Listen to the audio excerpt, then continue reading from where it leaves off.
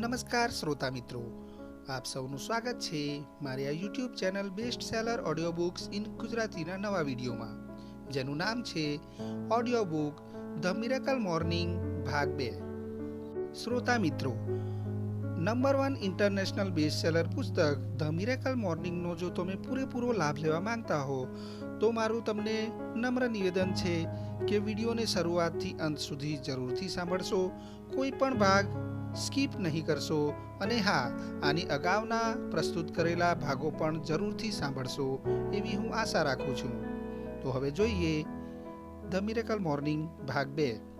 પ્રસ્તાવના: વાત મારી અને તમારી જેને પરસ્પર સંબંધ છે। 3 ડિસેમ્બર 1999। જિંદગી સારી હતી? ના, એ તો અદ્ભુત હતી। 20 વર્ષની ઉંમરે મારું કોલેજનું પહેલું વર્ષ પૂરું થઈ ચૂક્યું હતું। છેલ્લા 1.5 વર્ષથી હું $200 મિલિયન માર્કેટિંગ કંપનીમાં ટોચનો સેલ્સ રિપ્રેઝેન્ટેટિવ બની કંપનીના બધા રેકોર્ડ તોડી હું વધારે કમાણી કરનારો બન્યો હતો। એ ઉંમરે કલ્પી પણ નહીં હોય એવી અને એટલી સફળતા મને મળી હતી। એક ગર્લફ્રેન્ડ હતી, બધી રીતે સહકાર આપે એવો પરિવાર મારી પડખે હતો અને સારા મિત્રોનો સાથ હતો। કોઈ પણ કહી શકે કે હું ખૂબ જ નસીબદાર છું। તમે પણ કદાચ કહેશો કે તું તો દુનિયામાં સફળતાની ટોચ પર પહોંચી ગયો છે। મારા જીવનમાં એવું કંઈ જ નહોતું કે જેથી મને અહેસાસ થાય કે આજ એ રાત બનશે જે મારી દુનિયાનો અંત લાવનારી બનશે। રાત્રિના 11:32 હાઈવે 99 ઉપર દક્ષિણ તરફ 70 માઇલ પ્રતિ કલાકની ઝડપે અમે ડ્રાઇવિંગ કરતા। અમે રેસ્ટોરાંમાંથી મિત્રોને છોડીને નીકળ્યા હતા। હું અને મારી ગર્લફ્રેન્ડ સાથે હતા। સાંજની ઘટનાઓથી એ થાકી ગઈ હતી એટલે પેસેન્જર સીટમાં ઝોકા ખાતી હતી। મને તો એ પોસાય એમ જ નહોતું એટલે આંખમાં તેલ આંજીને જાગી રહ્યો હતો। ડ્રાઇવિંગ કરતાં કરતાં હું ઓર્કેસ્ટ્રાના સંચાલકની જેમ હવામાં હાથ લહેરાવતો હતો, જાણે કે હું હેઇકોવસ્કીની ધૂનને કંડક્ટ ના કરતો હોઉં। રાત્રિ દરમિયાનની ઘટનાઓથી હજુ હું આનંદિત હતો અને ઊંઘ આવવાની શક્યતા તો ઘણી દૂર હતી। મારી સફેદ રંગની નવી નક્કોર ફોર્ડ મસ્ટાંગ કાર હાઈવે ઉપર 70 માઇલ પ્રતિ કલાકની ઝડપથી હંકારી રહ્યો હતો। 2 કલાક પહેલાં જ મેં મારા જીવનનું શ્રેષ્ઠ વક્તવ્ય આપ્યું હતું અને પહેલીવાર શ્રોતાઓએ ઊભા થઈને મને સન્માન આપ્યું હતું, જે મને આનંદિત કરી ગયું। ખરેખર તો હું જોર જોરથી બૂમો પાડીને જે મને સાંભળી રહ્યા હોય તેમનો આભાર માનવા માંગતો હતો, પણ મારી ગર્લફ્રેન્ડ તો ઊંઘમાં હતી એટલે એ કોઈ કામની નહોતી। મને થયું કે હું મારા માતા પિતાને ફોન કરું, પણ મોડી રાત થઈ ગઈ હોવાથી મને યોગ્ય ન લાગ્યું। ખરેખર તો ફોન કરી લેવો જોઈતો હતો, પણ ત્યારે મને ખબર નહોતી કે કદાચ મારા માતા પિતા સાથે વાત કરવાની છેલ્લી તક હતી, કેમ કે હવે પછીનો થોડો સમય હું એમની કે કોઈ બીજાની સાથે વાત કરી શકવાનો નહોતો। એક અકલ્પનીય વાસ્તવિકતા।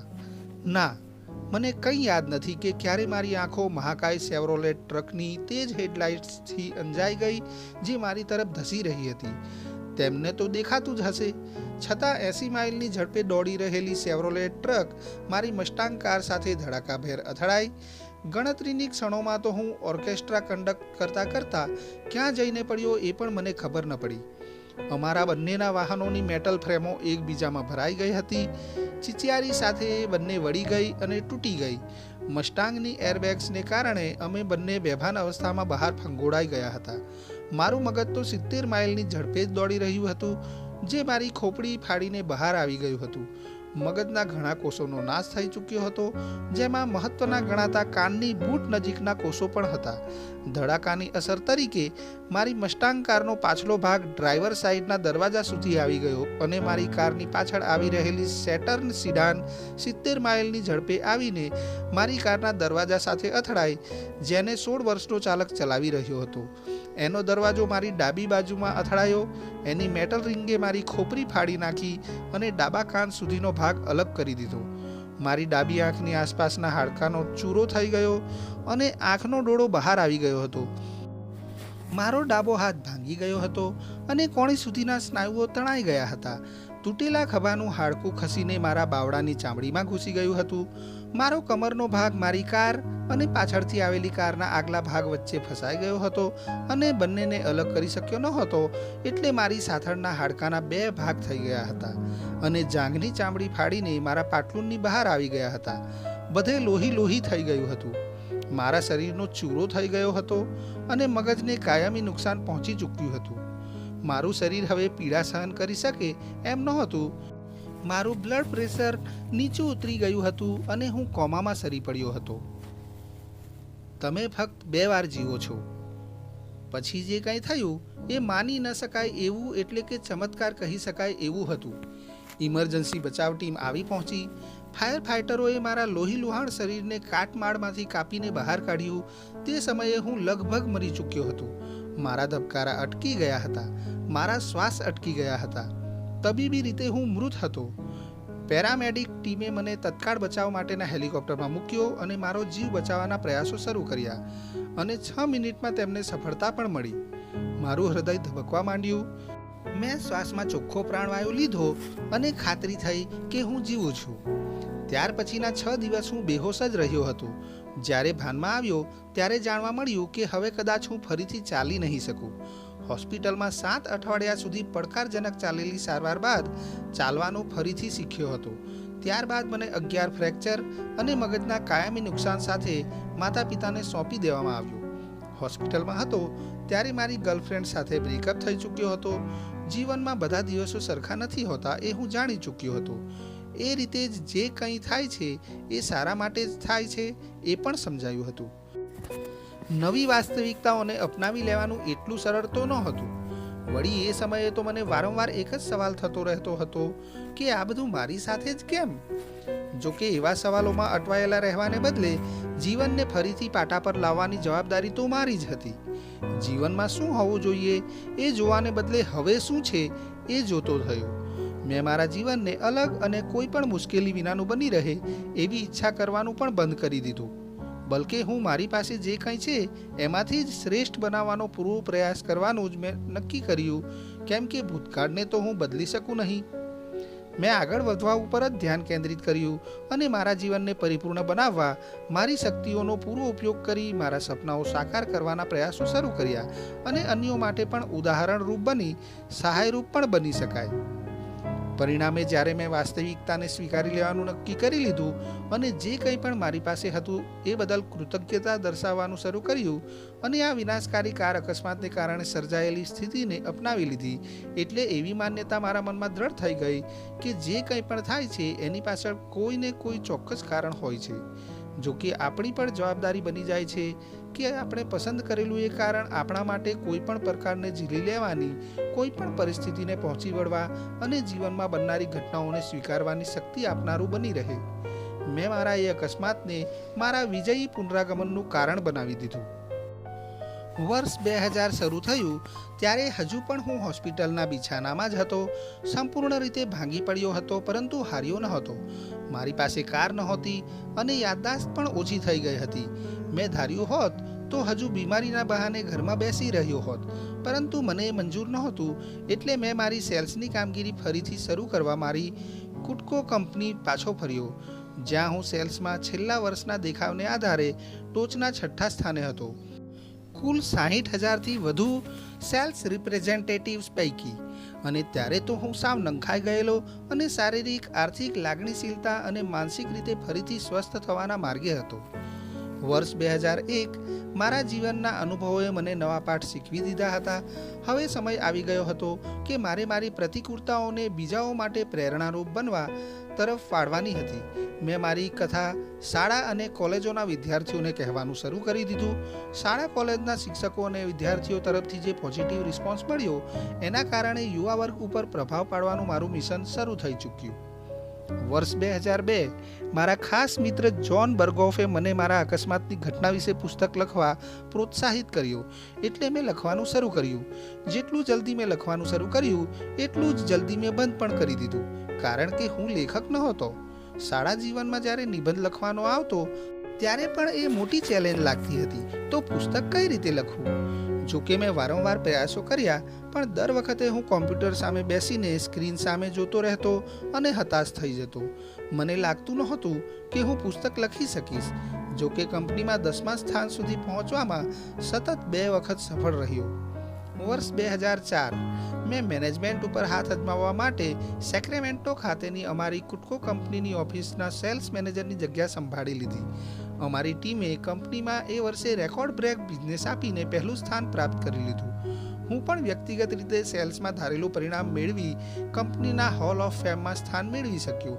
એટલે કે મારે કુટકો કંપની પાસેથી જે મેળવવું હતું તે મેળવી લીધું હતું. હવે મારે પ્રોફેશનલ મોટિવેશનલ સ્પીકર તરીકે કરિયર બનાવવી હતી. ઘણા વર્ષોથી પુસ્તક લખવાની ઈચ્છા મારા મનમાં હતી, એને પણ સાકાર કરવાની હતી. એ દરમિયાન મારી મુલાકાત ઉર્સુલા સાથે થઈ. અમને બંનેને સારું બનતું અને એકબીજા માટે બન્યા હોઈએ એવું હું માનતો હતો. ફેબ્રુઆરી 2005 કુટકો ખાતેની મારી છેલ્લી કોન્ફરન્સ સમયે જ્યારે હું શ્રોતાઓમાં બેઠો હતો ત્યારે મને ખૂબ દુઃખ થયું કે હું ક્યારેય મારી શક્તિનો ઉપયોગ ન કરી શક્યો. હું થોડા એવોર્ડ મેળવી શક્યો હતો અને સેલ્સના કેટલાક રેકોર્ડ તોડી શક્યો હતો, પણ શ્રોતાઓ વચ્ચે બેસીને હું જોઈ રહ્યો હતો કે કંપનીએ ટોચના 2 કર્મચારીઓને વાર્ષિક એવોર્ડ તરીકે કંપની તરફથી પ્રખ્યાત રોલેક્સ મળી હતી. મને અહેસાસ થયો કે વર્ષ દરમિયાન હું ક્યારેય એટલો કમિટેડ નહોતો રહી શક્યો કે મારી શક્તિનો પૂરો ઉપયોગ કરી શકું. હવે જો કંપની છોડી દઉં તો કમસે કમ હું મારી સાથે જીવી નહીં શકું. મારે હજુ 1 વર્ષ આપવું હતું, પણ મારે તો બધું જ આપી દેવાનું હતું. વર્ષ 2005 મેં જ્યારે ગોલ નક્કી કર્યો ત્યારે વર્ષનો મોટો હિસ્સો વીતી ચૂક્યો હતો, છતાં મારો ગોલ હતો મારે સેલ્સને દર વર્ષે બમણું કરવું. હું મારા ગોલ પ્રત્યે કમિટેડ હતો અને થોડો ગભરાયેલો પણ હતો. મારે પુસ્તક લખીને દુનિયા સાથે મારા અનુભવો શેર કરવાના હતા. મેં આખું વર્ષ સખત મહેનત કરી, મારું સેલ્સનું કામ કર્યું અને લખવાનું પણ. બંનેમાં મેં મારું પૂરું કમિટમેન્ટ દર્શાવ્યું અને અત્યાર સુધીના 25 વર્ષમાં મળેલી શિસ્તનું પાલન કર્યું. મારી ઉત્કટ ઈચ્છા બળવાન હતી. એને મારા માટે મારા સાધારણપણાને છોડવું જરૂરી હતું, તો જ હું અસાધારણ બની શકું એમ હતું. વર્ષના અંતે મારા બંને ગોલ્સ પૂર્ણ થયા હતા. મેં મારા સેલ્સને ગયા વર્ષની સરખામણીમાં બમણું કરી દીધું હતું અને પુસ્તક લખવાનું કામ પણ પૂરું થયું હતું. એક વાત સિદ્ધ થઈ ચૂકી હતી કે જો તમે કમિટેડ હો તો બધું જ શક્ય છે. વર્ષ 2006ની વસંત ઋતુ. મારું પહેલું પુસ્તક taking life head on, how to love the life you have while you create the life of your dreams લોકપ્રિય થયું અને એમેઝોન બેસ્ટ સેલર લિસ્ટમાં 7મા સ્થાને પહોંચી ગયું હતું. પછી જે બન્યું એ અકલ્પનીય હતું. મારા પુસ્તકનો પ્રકાશક મારી બેસ્ટ સેલર તરીકેની બધી રોયલ્ટીની રકમ લઈને ભાગી ગયો અને એના વિશે કંઈ જ જાણવા મળ્યું ન હતું. આ વાતથી મારા પિતા ખૂબ નિરાશ થયા, પણ હું નહોતો થયો. હું મારા કાર એક્સિડન્ટ પછી જે શીખ્યો હતો એ જ કે જીવનમાં જે વાતને આપણે ઈચ્છવા છતાં પણ બદલી શકવાના નથી, એના વિશે ખરાબ લગાડવાથી કે એમાં ગૂંચવાયેલા રહેવાથી કોઈ અર્થ નથી. હું એ પણ સમજી ગયો હતો કે ચેલેન્જીસમાંથી આપણે શું વધારાનું શીખી શકીએ, એના પર ધ્યાન આપવાથી જીવનને નવી દિશા આપવા વિશે બીજાઓને પણ ઇન્સ્પિરેશન આપી શકીએ છીએ. આપણે પ્રતિકૂળતાઓને પણ અવસરમાં બદલી શકીએ છીએ. વર્ષ 2006 જ્યારે 40થી વધુ પ્રોફેશનલ ફાઇનાન્શિયલ એડવાઇઝર્સે મને કહ્યું કે હું એમને લાઈફ એન્ડ સક્સેસ કોચ તરીકે કોચિંગ આપું, મેં કોઈ પણ જાતના પ્રાથમિક જ્ઞાન વિના એ કામ સ્વીકારી લીધું. જો કે મારા પહેલા ક્લાયન્ટને મારા કોચિંગથી ખાસ કોઈ ફાયદો થયો ન હતો, એટલે હું બીજા ક્લાયન્ટ્સને મદદરૂપ થવા ઉત્સુક હતો. 26 વર્ષની ઉંમરે મારા માટે પ્રોફેશનલ કોચ તરીકે સફળ થવાની શક્યતા ઘણી ઓછી હતી, છતાં મારા જીવનના ગોલ માટે એ જરૂરી હતું. મને સારી એવી સફળતા મળવા માંડી. મેં સેંકડો એન્ટરપ્રિન્યોર્સ, સેલ્સ પીપલ્સ અને સેલ્સ પર્સન્સને કોચિંગ આપ્યું. થોડા સમય પછી મેં મારા જીવનની પહેલી પેઇડ સ્પીચ આપી. મને boys and girls clubs of America તરફથી મુખ્ય વક્તા તરીકે વક્તવ્ય આપવા માટે આમંત્રિત કરવામાં આવ્યો હતો. જો કે હું 1998થી વ્યાપારી મિત્રો, સેલ્સ પર્સન અને એક્ઝિક્યુટિવ્સને સંબોધન કરતો આવ્યો હતો. મેં નક્કી કરી લીધું કે મારા છૂટાછવાયા વાળ સાથેના યુવા ચહેરા સાથે યો પાલ હેલના હુલામણા નામ સાથે શરૂઆત કરવી, જે યુવા વર્ગને આકર્ષી શકે એમ હતું. મેં નજીકની શાળાઓ અને કોલેજોમાં જઈને મારી સ્ટોરી કરવાનું શરૂ કરી દીધું. વર્ષ 2007. આ વર્ષ મારા જીવન માટે કપરું બનવાનું હતું, કેમ કે અમેરિકાનું અર્થતંત્ર ભાંગી પડ્યું હતું અને મારી આવક પણ અડધી થઈ ગઈ હતી. મારા ક્લાયન્ટ્સને પણ કોચિંગ પરવડે એમ નહોતું. હું મારા ઘરના બિલ્સ પણ ચૂકવી શકતો નહોતો. મારા માથે $4,25,000 દેવું ચડી ગયું હતું. હું શારીરિક, માનસિક, આર્થિક રીતે અને લાગણીઓથી સાવ પડી ભાંગ્યો હતો. હું સાવ તળિયે આવી ગયો હતો. મારા જીવનમાં ક્યારેય હું આટલો નિરાશ નહોતો થયો. આટલી ખોટ પછી જીવનને ફરીથી કઈ રીતે પાટે ચડાવવું એના વિચારોથી સતત ઘેરાયેલો રહેતો હતો. એમાંથી માર્ગ શોધવા હું સેલ્ફ હેલ્પ નામના પુસ્તકો વાંચતો, સેમિનાર્સમાં જતો અને એક કોચ પાસેથી માર્ગદર્શન પણ મેળવતો હતો. પણ કોઈ રીત કામ ન આવી. વર્ષ 2008 એ વર્ષ જ્યારે મેં જીવનમાં નોંધપાત્ર પરિવર્તન જોયું. મેં નજીકના એક મિત્ર સામે બધી સાચી વાતો કરી જે મેં કોઈની સાથે શેર નહોતી કરી અને અત્યાર સુધી એ વાતોને ગુપ્ત રાખવામાં હું સફળ પણ રહ્યો હતો. એણે મને પૂછ્યું, વ્યાયામ કરો છો? મેં કહ્યું, અહીં સવારે પથારીમાંથી ઉઠી પણ નથી શકતો એટલે ના. તેણે કહ્યું, દોડવાનું શરૂ કરી દે, એનાથી તને સારું લાગશે અને વિચારોમાં સ્પષ્ટતા પણ આવશે. ઓહ, મને તો દોડવાનું બિલકુલ ગમતું નહોતું. છતાં હતાશા એટલી હતી કે બહાર આવવા મેં એની સલાહ માનીને હું દોડવા પણ ગયો અને એ દરમિયાન મને જે સમજાયું એથી મારા જીવનમાં મોટો વળાંક આવ્યો. એની વિગતવાર ચર્ચા બીજા પ્રકરણમાં છે. અને મને પર્સનલ ડેવલપમેન્ટ એટલે કે વ્યક્તિત્વ વિકાસ માટે દૈનિક નિત્યક્રમમાં ફેરફાર કરવાની પ્રેરણા મળી, જેનાથી હું જીવનના બધા જ ક્ષેત્રોમાં પરિવર્તન લાવી શકાય એવી ધ મિરેકલ મોર્નિંગને લોકો સમક્ષ લાવી શક્યો. 2008ની પાનખર હું મારી મિરેકલ મોર્નિંગની રચનામાં વ્યસ્ત હતો અને એમાં ફેરફારો માટેના પ્રયોગો કરી રહ્યો હતો. એને માટે ઊંઘવાના સમયમાં ફેરફાર કઈ રીતે લાવવો અને આપણા માટે ખરેખર કેટલી ઊંઘ જરૂરી છે એનું સંશોધન કરતો હતો. આ અભ્યાસના તારણો સાવ છૂટાછવાયા અને કદાચ અસંબદ્ધ લાગે તેવા હતા. જો કે ઘણા લોકોને એની પાછળની ધારણા અને માળખું સાચું પણ લાગતું હતું. મને એ પરિણામો ગમતા હતા એટલે મેં એની ચર્ચા મારા કોચિંગ ક્લાયન્ટ્સ સાથે કરી તો તેમને પણ ગમ્યા. તેમણે તેમના પરિવાર, મિત્રો અને પરિચિતોને આ વાત કરી અને કદી ધાર્યું પણ નહોતું કે આટલા બધા લોકો મને ફેસબુક અને ટ્વિટર ઉપર તેમના ધ મિરેકલ મોર્નિંગ વિશેના અનુભવો મોકલવા માંડશે. વર્ષ 2009 ઘણું કરીને મારા જીવનનું અત્યાર સુધીનું શ્રેષ્ઠ વર્ષ હતું. હું મને ગમતી સ્ત્રી સાથે લગ્ન કરી શક્યો અને અમને એક પુત્રી પણ થઈ. મારો કોચિંગનો વ્યવસાય ફૂલી ફાલી ચૂક્યો હતો. મારા ક્લાયન્ટ્સ માટે વેઇટિંગ લિસ્ટ હતું. પ્રોફેશનલ સ્પીકર તરીકે મારી કરિયર પૂર બહારમાં ખીલી હતી. હું હાઈસ્કૂલ અને કોલેજીસમાં મેઇન સ્પીકર તરીકે જતો અને વક્તવ્ય રજૂ કરતો. એ જ રીતે કોર્પોરેટ અને બિન નફાકારક કોન્ફરન્સીસમાં પણ જતો થયો. આમ ધ મિરેકલ મોર્નિંગની ખ્યાતિ વિશ્વભરમાં દાવાનળની જેમ પ્રસરવા લાગી. લોકો તરફથી મને ઈમેલ મળવા માંડ્યા હતા જેમાં એમના જીવનમાં ધ મિરેકલ મોર્નિંગને કારણે આવેલા પરિવર્તનોનો ઉલ્લેખ રહેતો. મને ખબર છે કે એ બધી વાતો પણ લોકો સુધી પહોંચાડવાની જવાબદારી મારી જ છે. એને માટે મારે ફરીથી પુસ્તક લખવું જ પડે એમ હતું અને હું લેખક તો નહોતો જ પણ કમિટેડ તો હતો જ. મારા ખાસ મિત્ર રોમાસિયો ફલચારી હંમેશા કહે છે કે જ્યારે તમે કમિટેડ હો ત્યારે કોઈને કોઈ માર્ગ મળી જ જાય છે. વર્ષ 2012 તમારા હાથમાં જે પુસ્તક છે એને લખવાની પાછળ મેં મારા જીવનના 3 વર્ષ સમર્પિત કર્યા છે. એ ધ મિરેકલ મોર્નિંગ સવારે 8 વાગ્યા પહેલાં તમારા જીવનમાં દેખીતું પરિવર્તન લાવવાની સ્પષ્ટ ખાતરી આપનારી પદ્ધતિ પ્રકાશિત થયું અને ઝડપથી એમેઝોન બેસ્ટ સેલરના પ્રથમ સ્થાને આવી ગયું. એટલું જ નહીં પણ પ્રકાશિત થયાના એક જ વર્ષમાં એ એમેઝોનના ઇતિહાસમાં ટોપ રેટિંગ મેળવનારું પુસ્તક બની ગયું. અત્યાર સુધી એને 500થી વધુ રિવ્યૂ મળી ચૂક્યા છે જેમાં એને એવરેજ 5માંથી 4.5નું રેટિંગ મળ્યું છે. સૌથી વધુ મહત્વનું એ છે કે એને મળેલા રિસ્પોન્સથી જાણી શકાય છે કે લોકોના જીવનમાં આ પુસ્તકને કારણે પરિવર્તન આવ્યું છે. પછી એ ઘર સંભાળનારી સામાન્ય ગૃહિણી હોય કે કોઈ કંપનીના CEO હોય. ધ મિરેકલ મોર્નિંગ લોકોને જીવનના કોઈ એક ક્ષેત્રમાં કે પછી બધા જ ક્ષેત્રોમાં સુધારો લાવવામાં મદદરૂપ બને છે. જીવનને જવાબદારીપૂર્વક લેવું. તમે તમારા જીવનમાં અત્યારે ક્યાં છો કે તમારી સામે કેવી મુશ્કેલીઓ છે એ ભૂલીને પણ જીવનમાં ધારેલું પ્રાપ્ત કરી શકો છો એ વાત સમજાવવા મેં દાખલા રૂપે મારી કથા તમારી સાથે આ પુસ્તકમાં શેર કરી છે.